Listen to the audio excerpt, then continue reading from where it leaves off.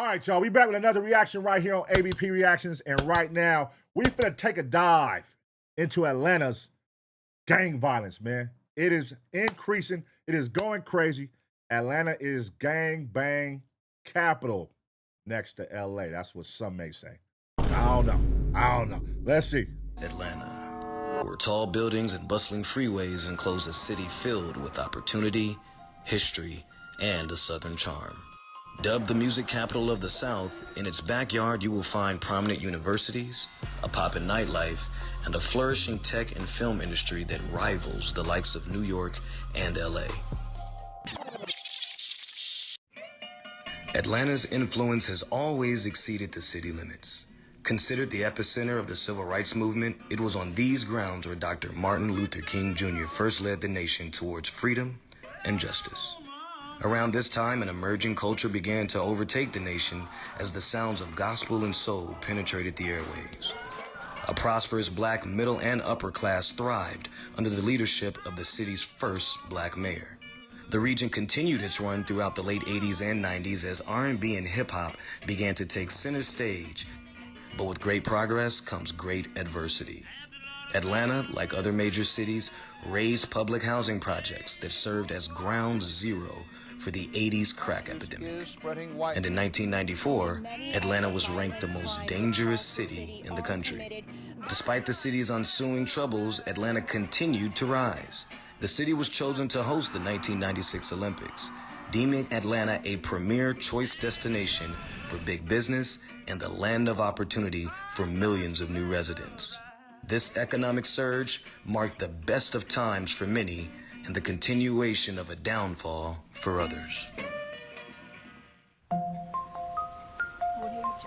Atlanta Regional Commission. 1980s, really, this was a place where lots of corporations decided to relocate here to Metro Atlanta. We kept adding these big corporate companies. And of course, all that energy, I think, really led to the decision to pursue having the Olympics here in 1996. If you could describe kind of the social and economic effect of the 1996 Olympics here in Atlanta, what would you say? There was a lot of new investment, there was a lot to be proud of, and it really put us on a national stage and an international stage in a way that we weren't before. Turner Broadcasting and all of the information sector here in Metro Atlanta just exploded. So in the late 1990s, Metro Atlanta was really leading the United States in jobs growth. Why does it kind of have that stigmatism that it really didn't impact or help the poor communities here in Atlanta? Why is that? The federal government was going to start programs to help rebuild the public housing across the United States. Those programs specifically were centered around one called Hope 6. And it allowed places like the city of Atlanta to take Hope 6 money and redevelop their public housing projects. And in fact, the city of Atlanta did that. The city of Atlanta took down close to 10,000 public housing units and rebuilt them into new communities. Tore that shit down. What was that shit, Shorty Low? What was Shorty Low, what was his projects called that they tore down? For Metro Atlanta, like many other metropolitan areas, our lowest income communities are... Was it Bowen Homes? Was that Shorty Low shit? I remember they tore his projects down. Dominated by people of color. Generally, when you think about metropolitan Atlanta, the poor communities are located almost always south of I-20. Most of the jobs are located on the north side. Most of the people actually live on the north side. Only 4% of children living in a high poverty neighborhood are likely to get out of poverty. So that idea of the old railroad tracks or some dividing line like I-20 is still very much there in Metro Atlanta. And it impacts the quality of the neighborhood experience, crime rates, and of course educational performance, because you now have more than ever poor people concentrated in ways that they wouldn't have been 25 or 50 years ago. Damn. So basically, hey, all the broke motherfuckers, we're gonna keep all y'all over here in this sector right here. Boom. Niggas with money, we're gonna put y'all over here. Boom. The rich motherfuckers, we're gonna put y'all over here. Boom. We ain't letting y'all cross these lines. Y'all stay over there. Know your road, shut your mouth, like The Rock would say. And then we're going to put y'all over here, all the nice shit. Don't come cross over here playing with us. You stay over there. You know you supposed to stay at. You supposed to go to that school. Don't try to come to our school. My goal is hook or by crook, by any means necessary, to make well Killer over $10 Mike. million in the next 10 years. You got me? Right? My grandparents were never millionaires, but they were rich. You know why? Because they owned the home we lived in. They owned the extra home on Fairlane. They rented out that home. And they both had jobs. My grandmother was educated and a nurse. My grandfather drove dump trucks and had trade skills. So he was never without money. So the Olympics comes here to Atlanta. A lot of things change for Atlanta. Who benefited from the Olympics coming Rich people. People who were rich, people who are economically powerful and politically connected benefited. Absolutely they did. Who definitely did not benefit were people who lived under federal government housing, meaning East Lake Meadows, different housing projects, because those projects closed. And when those projects closed, those people were sent out to places like Riverdale, Southeast, and things of that nature, and then Got their ass out the paint. That's what they're doing right now in LA. They're doing the same exact shit. The Olympics is coming. They're getting all these places nice, gentrifying a lot of these areas that used to be called the hood, the ghetto. That people who used to live in LA, they come out here now, be like, damn, I would never go on Adams. I'm like, hey, you ain't been over there lately, huh? Nah, that shit ain't like what it used to be, nigga. That's just white people over there. They're walking dogs and shit now. Niggas ain't getting shot over there. You know what I mean? But it's a lot of these areas. If you go see Inglewood right now, Inglewood looks nice. You know what I'm saying? But they are definitely doing that right now in LA. MARTA lines were cut, which essentially left those people on economic islands of poverty. And you saw crime rate raise in places like Clayton County, because all of a sudden you have people that are out here that are poor, and now they don't have access to even get back in the city. So as beautiful as the Olympics was, as cool as Sparky was, and it was great to see Muhammad Ali in person, it has been an absolutely terrible experience in terms of jail sentencing that happened around nonviolent drug offenses. Things that would have gotten you 5 years got you 20 all of a sudden. Some brothers are still just coming home from that. It pushed poor people out of the city, and I never understood it because our city has been a Democratic enclave forever, and essentially they put their voter base out in Clayton and places like Riverdale, cut them off, and now they're trying to fight to win elections. So, but we got a lot of cool buildings and stuff that people can't live in, and that rich people do profit from. While in recent years Atlanta has experienced a boom in population and substantial economic growth, the city's high violent crime rate continues to detract from the quality of life most locals would hope for. 22.4% of Atlanta's residents live below the poverty line, which some Damn. 22.4. A lot of motherfuckers below the poverty. God damn. would argue equates to the more than 1,084 violent crimes reported per 100,000 residents in 2016, nearly 3 times the national violent crime rate. Officials believe that at the heart of this violence are its gangs, with more than 50% of Atlanta's violent crimes reported as being gang-related in 2017. The Georgia Bureau of Investigation says almost 200 operate in the area today, more than double that versus 2013. The same forces that make gangs attractive to the West Coast and Southside Chicago youth are now also at play in the New South. The New South. Listen, I remember it wasn't like, I remember it was like gangs in Atlanta, but it wasn't how it is today. I remember going to Atlanta like 2009. It was gang banging going on back then, but it wasn't like if you born and raised in Atlanta, I know you know what I'm talking about. But in 2009 compared to today, like that shit is a huge difference. You gotta think we come from LA, so we was born into this shit. Gang banging was going on when I was born in the 80s. Gang banging was 90s crazy, 80s crazy. Like we was born into the gang banging shit. And then gang banging, I know a lot of motherfuckers moved to Atlanta in the 90s. But it wasn't like LA. It wasn't like every corner, every block, every like, you know what I mean? And even when I went out there in 2009, it was some shit going on. I remember the 60s had just had their hood day out there. And one of their top niggas is my boy out there. And I remember he was telling us, he was like, you know, he was breaking it down. Like, you know, in 2001, we had this many. In 2005, this many. And this year, we got this many. And it was just the elevation of how many people was growing amongst the gangs, the 60s out there in Atlanta. And I can only imagine today how those numbers was increasing from 2001 to 2000 here to 2009. Just today, 2026. Like, insane.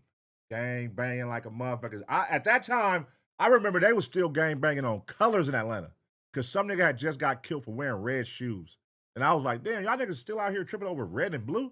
I'm like, LA, we beyond that, nigga. Crips be wearing red, Bloods be wearing blue. Like, y'all niggas are still out there tripping on colors in 2009. West Side Atlanta. It's a Saturday morning, and while most people are working 9 to 5s, out shopping, or attending local events with family and friends, Bloody E is preparing to do what he does on a daily basis. Hustle. Just waking up. For how you start my day. First blunt. Gang member rapper. Bloody E, gang member rapper. God damn. Another day. Plays, calling. You know how that go. Ain't no way. A normal day, I don't think I have normal days. You never know what it's gonna be like. You never know what you're walking out that door to. What's the motivation behind it? I hustle for my family. I got children I gotta feed. They depend on me. I got 5 children. Oh, I signed up for this shit. Big difference. Nobody will never understand it. I didn't do it for fame, no clout, you know. I don't do this cause I want to. I do it cause I got to. Like it's a difference in all of it. So me waking up knowing, okay, I'm making plays, you know, doing this and that and making a little money. It ain't never enough. Wait a minute, man. This nigga smoking a Swisher? Niggas still smoke Swishers? God damn. Who the fuck still smoke Swishers? That's really a thing, y'all? See, I don't smoke weed, but I know back in the day everybody was smoking Swishers. That's like 2001 when I was smoking. But Swishers, that shit been played out. But hey, listen, what do y'all think about niggas who be on the internet like talking like this? I'm out here about to wake up, make some plays. Like, do y'all think that'd be like, well, we know it'd be dumb niggas doing it, but when it's situations like this, does it seem like an actor or a nigga who faking it? Or a nigga who really out here actively making plays in the streets, selling drugs, and sitting down with these people right here? What vibes does he give you? But I gotta do that because people depend on me. I got children to feed. You know how that go. I'm a Jordan fan because, you know, when I was young, my people couldn't buy me joints. They couldn't afford these shoes. You know, and there's certain pair I get because I saw, you know, other kids with those same shoes and I couldn't afford them. So now I buy the motherfuckers every time they come out. You know what I'm saying? Oldest of 3 siblings, E was raised in the Simpson Road community by his grandparents. He was kicked out of multiple schools and has been in and out of jail since the age of 16. Yet, he does what he has to survive and acknowledges that this is the life he chose. When people think of gangs, they usually think of a movement that got its start during the early 70s in the streets of LA. But gangs are almost as old as America herself.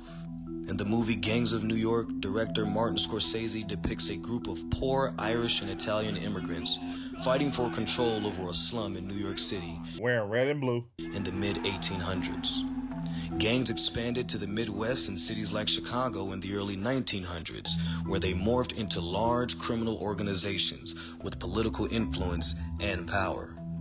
As gang culture spread to the West Coast in the 1930s, unlike Midwest and Northeast gangs that grew out of poverty, they would grow out of ethnic segregation as Mexican immigrants poured into West Coast cities in record numbers. As blacks began to move north during the Great Migration, they were met with violence from gangs of white youth, which they responded by forming their own gangs for self-protection. By the early 70s, black gangs in Los Angeles, known as Bloods and Crips, would form into territorial-based groups, creating the new blueprint for the culture that would spread across the entire country. Yes, sir. Yes, sir. When you think about the reputation of the city of Atlanta, what comes to your mind and what do you think comes to most people's mind when they think about Atlanta as a whole? Well, when I think of Metro Atlanta as a whole, because Atlanta also includes the suburbs, I think it's a party city. It's a fun city. It's a great place to be, but it's also a subculture that a lot of people, they don't get a chance to interact with, but they know it exists. How would you compare Atlanta to some of these, you know, heavily congested gang areas in other cities? If things don't change, we're about 6 years away, in my opinion, 6 to 10 years away from mimicking those locations, because Atlanta's the place to be. Yep, they already doing it right now. That shit damn near like LA. That's what I'm saying. That the gangbang culture took over Atlanta, bro. That shit is wild. That shit and breaking in cars. God damn. Niggas be out there breaking in cars left and right, man. Do not, it's just like going to the Bay. Don't leave shit in your car, man. They out there breaking. They gonna break your windows. If it's a rental, it's your car. They be out there breaking in windows like a motherfucker. I can party here all night. I can have a good time. Money is here to make. We got a lot of successful young black entrepreneurs here. It's a lot of victims here. You know what I'm saying? So, and then I can also hide in plain sight here. I've been in Atlanta all my life. Started committing crimes at the age of 13, and eventually I joined the gang at the age of 15 in 1984. At the time, we were identified as neighborhood gangs or hybrid gangs, and we were having issues with the surrounding projects that I stayed around. And those things eventually went to another level because you had migrating gangs coming here from Chicago, LA, New York, Miami, Detroit, to capitalize off the crack money that was being made here. And they were literally running people out their neighborhoods. And so me and my homeboys, we weren't going for that. So we formed different alliances with surrounding neighborhoods, pretty much from the Adamsville area, to address that issue. In the late 80s, early 90s, we all had community gangs, but we didn't call them gangs because our mentality of a gang was LA and Chicago and Detroit, and we never considered ourselves as being on that level. They were just more like cliques, like Young Gunner clique, Young Gangster clique, Shady Park, 2900, Lightning, The Runts, ABG, Anybody Get It. These groups started to merge and become more traditionalized. And they went from just having, this is my neighborhood that I represent, to we started representing more colors that became more Crip-oriented and more blood-oriented. Fun fact, that's how this should be starting out here with a lot of niggas that transitions to gangs as they become teenagers out here. You know, we all start in goddamn crews and cliques in elementary and middle school. You know what I'm saying? And then as you get in high school, that's when you start to transition. If you was in a clique and a crew in elementary, middle school, 9 times out of 10, when you touch high school, you're going to join a gang. 9 times out of 10, because you niggas be pushing them cliques and crews out here in LA and Long Beach, Compton, like a hood, but you're not a hood, you're just a clique, and really it's just your homeboys. Why? It ain't even about guns, it ain't about none of that, like going to shoot enemies when you're in a clique. It's just, these are my circle of friends, and this is what we call our crew. And then as you get to high school, that's when you start, the beef come along. Because now these older motherfuckers is there, and they like, fuck your crew. And then it becomes like, oh, even though the older niggas from this crew, he's also from this hood. And that's the thing about LA where it get tricky. A lot of crews that be out here be like multiple niggas from different hoods. So they might be called this. It's like Sex Money Murders. Y'all heard of Sex Money Murders? They got it in New York, all kind of shit, right? But out here, Sex Money Murders is a gang of different hoods. Niggas from different areas, different hoods, and they under Sex Money Murder. You know what I mean? But then they do got a segment of it where it's just all niggas who's from that. You know, but the original Sex Money Murders started out here. I remember my homeboy from Compton. He was one of the leaders of that shit. But they look at it like a Long Beach crew, you know what I mean? Compton crew and New York crew. But, you know, it be like that, man. It be like that. If you was in a clique in middle school, what was your clique called, man? What was your clique called? Let us know right now. 1:30 p.m. on a Monday afternoon. We're taking a ride with Detective Dennis, a 15-year veteran with Atlanta's gang unit, as he gives us a tour of one of Atlanta's most historic districts, now one of its most crime-ridden and gang-infested communities. Where exactly are we? Like, what area is this? Man, this is Old 4th Ward. This is 356 Boulevard, BP Station. I sit there all day. This was my epicenter. Anybody looking for me, they knew to find me there. When I worked patrol, I used to sit up on the roof, and that's how I knew everybody was stashing their dope and stuff like that. This roof right here? Right up there. They used to, when I used to come on at 7 in the morning, they used to stand outside this red grocery store over here, and that's where they used to sell dope. When I worked out here, we had little neighborhood cliques, what we call hybrid gangs. And that was just the neighborhood guys all banding together. They used to be, I think, 404 Mafioso or something like that. Then we start seeing Rolling 60s Crips, which is a California-based Crip gang. And this is now one of the Atlanta sets. When you see NH60 or neighborhood Rolling 60. Deep as a motherfucker, too. We actually have intelligence where we have the head of the Rolling 60s actually coming over here, basically blessing them in as one of their Atlanta-based sets. What type of challenge? And they talking about Big U right here. That's, you know, they was talking about Big U. Challenges do you think that the people of this community is facing right now? You have a community that's in transition. So you have the people that's been here for years, decades, and then you have people that are moving in, and some of the culture that's been accepted here for years is no longer acceptable. I think a couple of weeks ago, we had 7 people shot over here on this same block. It kind of stunned a lot of people, but you might have an apartment that's low income right next to a house that's worth $400,000 or $500,000. So our interest is totally different. If I'm renting, I can up and move at the drop of a hat, but if I've invested into a property like this, you know, I'm not gonna be so quick and happy about somebody standing on my corner outside my house selling dope, doing whatever. I think the new goal of the city is live, walk, play, all where you work. Kind of making it less about driving. Money talks, to be honest with you. And you can relocate public housing. You know, a lot of these guys been out here all their life. And they feel like they're not going anywhere. They feel like they got just as much interest in this neighborhood as anybody else. This the hood, this the set, nigga. We ain't going nowhere. Niggas don't own shit. They getting your ass right up out of there, man. Y'all got them on medication. Ain't nothing wrong with these kids. Ain't nothing wrong with it. They're dealing with trauma. When you hear gunshots, what the hell you gonna do? You gonna run. When you in certain environments and you see people cursing and fighting, or you see your parents fighting, that do something to you. In comparison to your LAs, your New York Cities, your Miamis, why is it that Atlanta is struggling so much when it comes to crime, youth violence, gang activity? The youth, or the young people that I'm working with now, they are very reckless, and they don't value anything.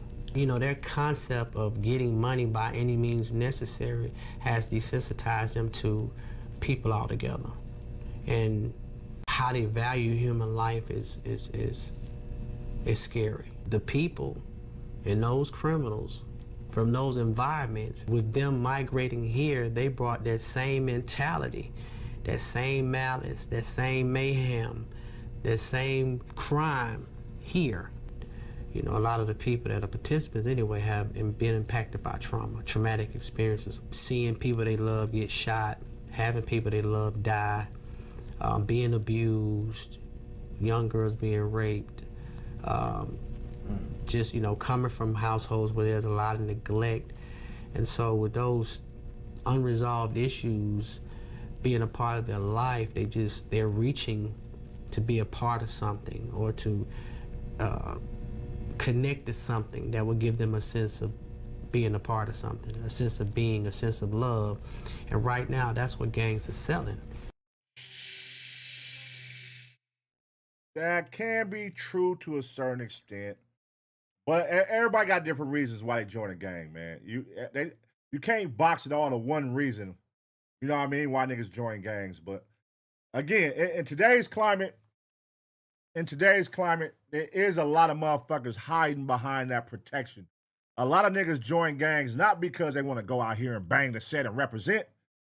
A lot of niggas join gangs today, more than ever, simply for protection.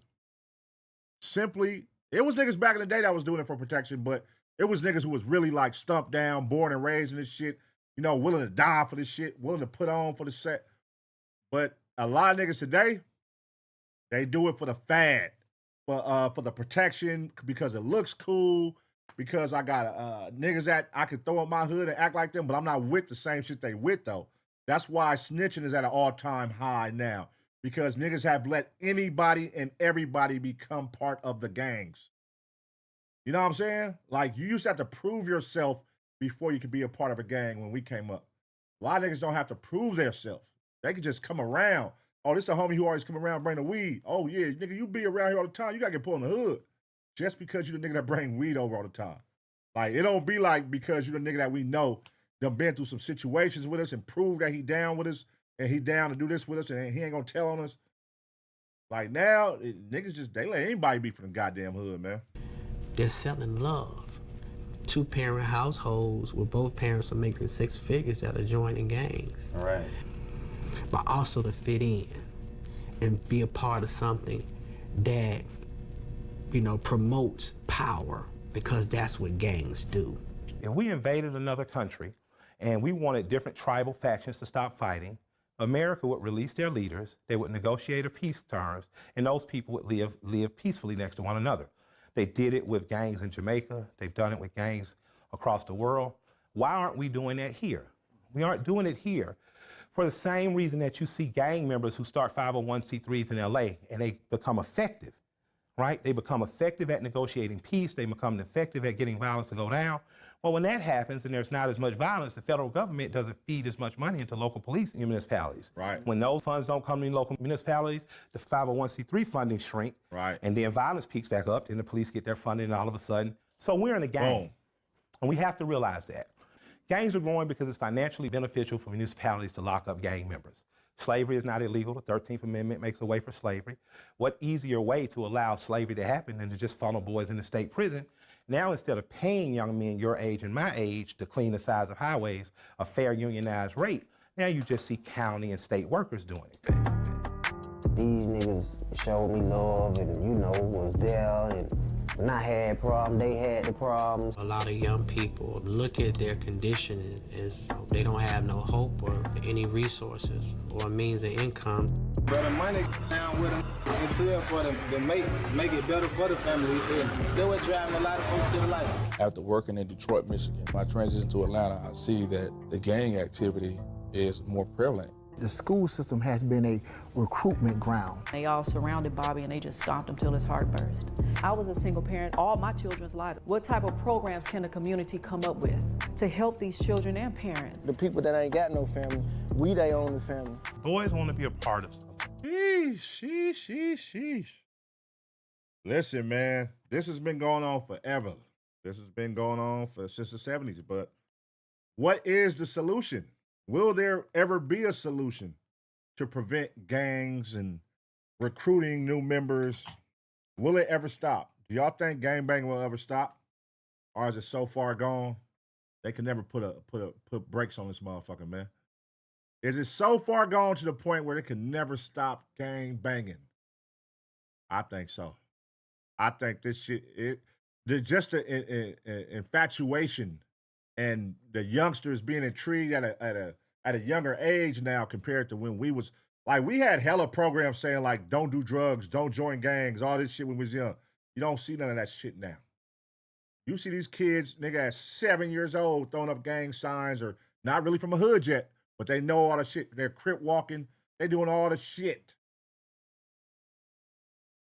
They're infatuated by it. It looks appealing. Their favorite rapper is saying this hood, throwing up these signs, doing this shit underneath their nose, thumbs down, crip walking, and throwing, and it's like wearing these rags, and these kids are intrigued. Look at NBA Youngboy. That nigga fan base is little ass kids, and these niggas is going crazy. Lime green rags, nigga making the gun symbols when they rap his music. The infatuation is there, man, and I don't think this shit ever stop. No time soon for sure. And everybody can't run and jump and throw a ball. I ain't cheating, bitch. I'm really with the gang. Once you become a superstar, you know, you want your friends around you, which is your gang. I grew up in that shot, busting with the hit. That's entertainment. That don't mean you gonna do the same thing that I did. We the influencers. We create that hype that these kids are looking up to. We advocate popping pills. We advocate mistreating women. I've been a police officer for 15 years. I've never shot anybody. I hope I never have to. But at the same time, you got to take into consideration, I don't know you. They're going to point at a bunch of little black boys who sing and dance and say, well, that's the problem. That's why gangs are growing. People are hungry. They're going to eat. People are poor. They see shiny things. They're going to try to take them. That's all this shit is. Survival. All right, man. And there you have it. Ha ha! Is that Rich Trapper? Oh, Rich Trapper! Look at Rich Trapper gang banging. Dang! Gangs are growing. Hey, there we have it, man. That is Atlanta, y'all. It's going crazy out there. The gang culture has definitely risen out there. You know what I mean? If you out there in the Atlanta area, let me know what you think, man. If you compare, like I said, 2009 to 2026, 2010, 2026, what is the difference that you have noticed with the gang culture and the lifestyle out in Atlanta current day? You know what I mean? Since 10 years ago, 15 years ago, what can you tell us? Let us know in the comments section. And for all of you everywhere, do y'all think gang banging will come to an end and when? I don't see it ending, especially no time soon. But do you think, listen, gang banging has been going on. Gang culture has been going on way before we was here. And it's going to go on way after we leave, in my opinion. But let me know what y'all think, man. Atlanta, tap in. We need y'all in the comment section. Let us know how it's going out there, man. I'm going to give y'all 2 seconds to smash a like. And as always, get ready for the next reaction.